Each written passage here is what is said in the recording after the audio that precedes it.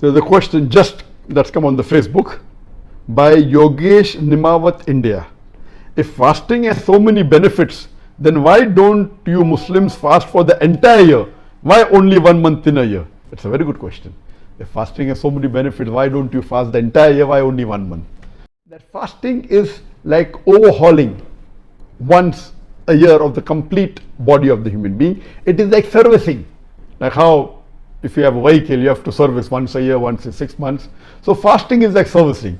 So, and everyone knows that servicing is good for the car. If I say, okay, servicing is good, then why don't you keep on servicing every day? And people will start laughing. So fasting is the overhauling of the body. So that's why once a month, for 1 full month, there are various medical benefits.